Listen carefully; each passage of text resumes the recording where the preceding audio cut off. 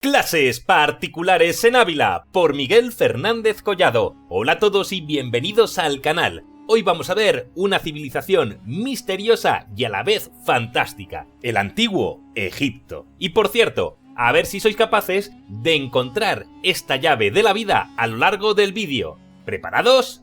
¡Empezamos! La civilización egipcia nació hace más de 5000 años en el noroeste de África, junto al río Nilo, en un territorio bañado por el mar Mediterráneo al norte y por el mar Rojo al este. El Nilo atravesaba Egipto de sur a norte, formando una estrecha y larga franja llena de vida en medio de un desierto. Los egipcios llamaban a esta franja las Tierras Negras, porque las aguas dejaban allí un fértil barro oscuro en el que sembraban. Más allá de las Tierras Negras se extendían las Tierras Rojas, es decir, el desierto, en el que solo vivían tribus nómadas o campesinos asentados junto a un oasis. En su desembocadura, el Nilo formaba un amplio delta. Durante la Edad de los Metales se formaron dos grandes reinos en el Nilo, uno en el Bajo Egipto, en la zona del delta, y otro en el Alto Egipto, al sur.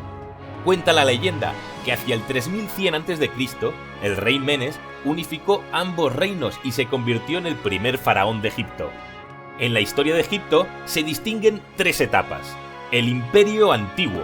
En este periodo se establecieron las bases del Estado y de la sociedad de Egipto. El faraón era considerado un dios y tenía en sus manos el poder político y religioso. Destacaron los faraones Keops, Kefren y Micerinos, que edificaron las pirámides de Gizeh. Hacia el 2200 a.C. comenzó una crisis que provocó el fin del Imperio Antiguo. El Imperio Medio, el faraón Mentuhotep II, dio inicio a esta etapa, en la que aumentó el poder del monarca y se produjo una gran expansión hacia el exterior, conquistando Nubia al sur y realizando campañas en Libia al oeste y Siria al este.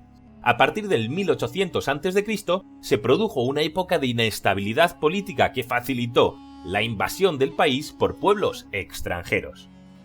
El Imperio Nuevo fue una época de esplendor. Egipto conquistó Libia y Siria. Destacaron los faraones Tutmosis I, Amenofis III, Akenatón y Ramsés II. A partir del 1100 a.C., numerosos pueblos extranjeros como los asirios, los persas, los griegos y los romanos invadieron Egipto. El antiguo Egipto estaba gobernado por reyes con un poder absoluto llamados faraones. El faraón concentraba todos los poderes, dictaba leyes, gobernaba el país, poseía gran parte de las tierras, controlaba el comercio y mandaba sobre el ejército. Vivía rodeado de riquezas en grandes palacios y disponía de cientos de sirvientes y esclavos. Los egipcios creían que los faraones eran dioses, por ello se arrodillaban a su paso y no podían mirarles a la cara ni tocarlos. También pensaban que tenían poderes mágicos, como provocar la crecida del Nilo. En el antiguo Egipto hubo casos de mujeres que accedieron al trono del faraón. Entre ellas, quizá la más famosa fue Hatshepsut.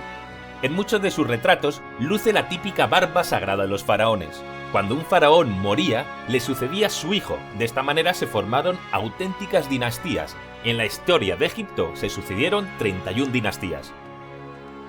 Para administrar un territorio tan vasto, los faraones contaban con la ayuda de funcionarios. Los nobles eran los miembros de la familia del faraón y de otras familias a las que éste había recompensado con extensas tierras y grandes riquezas. Hacían cumplir las órdenes del faraón y recaudaban los impuestos. Los sacerdotes dirigían los ritos religiosos y administraban los templos. Los escribas redactaban los documentos oficiales y llevaban las cuentas de los impuestos reales y de las mercancías. Y el ejército protegía las fronteras de Egipto. A cambio, los soldados recibían del faraón tierras, oro y esclavos.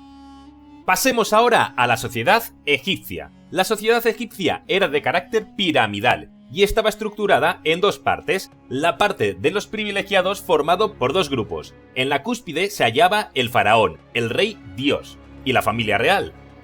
En el segundo grupo estaban los sacerdotes, altos funcionarios, gobernadores de provincias, jefes militares y escribas de alto rango. En la segunda parte encontramos dos grupos. El primero de ellos estaba compuesto fundamentalmente por campesinos, que constituían alrededor del 97% del total de la población. Habría que incluir a los artesanos y comerciantes. Y el último grupo, el que pertenecían los esclavos, eran considerados como objetos o animales y podían ser comprados y vendidos. El papel que jugó la mujer en Egipto fue más significativo que en otras culturas de la antigüedad. Algunas de ellas tuvieron gran poder e incluso fueron faraonas. Adentrémonos ahora en la religión. Los egipcios creían en muchos dioses, es decir, eran politeístas. Su dios principal era el sol, llamado Ra, Amón o Atón. Otros dioses importantes eran Isis, Osiris y Horus.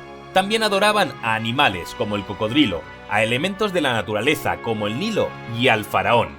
Los egipcios creían que los ritos religiosos eran necesarios para mantener el equilibrio del universo. Por ejemplo, pensaban que la sucesión de las estaciones o la crecida anual del Nilo dependían de estos ritos. Por ello, era imprescindible que cada dios contara con un templo en el que guardar su estatua y realizar el culto religioso.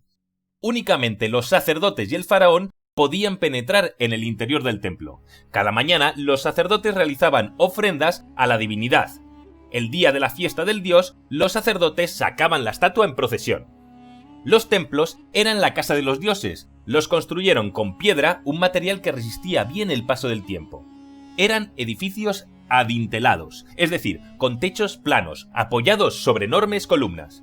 La mayoría de los templos tenían dimensiones colosales y seguían la misma estructura. Una larga avenida llevaba a una puerta monumental. La avenida estaba decorada con estatuas con cuerpo de animal y cabeza humana llamadas esfinges, que protegían el templo. Se accedía al templo a través de un grueso muro, el pilono. Delante de él estaban los obeliscos, que representaban el camino que unía la tierra con el cielo. A continuación se llegaba a un patio rodeado de enormes columnas. Después se accedía a la sala hipóstila, cubierta y llena de columnas. Finalmente estaba el santuario, donde se conservaba la estatua del dios. Los egipcios creían en la vida después de la muerte y se preparaban para vivir en el más allá. Pensaban que era imprescindible conservar los cuerpos para esta segunda vida. Por ello desarrollaron la momificación. Después guardaban la momia en un sarcófago. Este se rodeaba de un ajuar compuesto de todo aquello que podría necesitar el muerto en la otra vida: alimentos, vestidos, joyas e incluso figuritas que representaban a sus sirvientes. Por último, enterraban el sarcófago en una tumba. Las tumbas eran la residencia de los muertos y tenían pasadizos para impedir el robo de los ajuares. ¿Tipos de tumbas egipcias? Pues encontramos Mastaba, era la tumba más antigua. El exterior tenía una forma de prisma con las paredes inclinadas y en su interior había una cámara subterránea a la que se accedía por un pozo. La pirámide, tumba en la que se enterraban los faraones durante el Imperio Antiguo. El exterior tenía una forma de pirámide y el interior era una cámara funeraria a la que se llegaba a través de una red de pasadizos y trampas. Y por último, el hipogeo. Era una tumba subterránea excavada en el interior de una montaña. El exterior no se ve, ya que la tumba queda disimulada para evitar los saqueos, y en el interior había una cámara funeraria. Espero que os haya gustado y atraído tanto como a mí el misterioso Antiguo Egipto, y ya sabéis, suscribiros y aquí os dejo un vídeo que os va a interesar. Nos vemos mañana.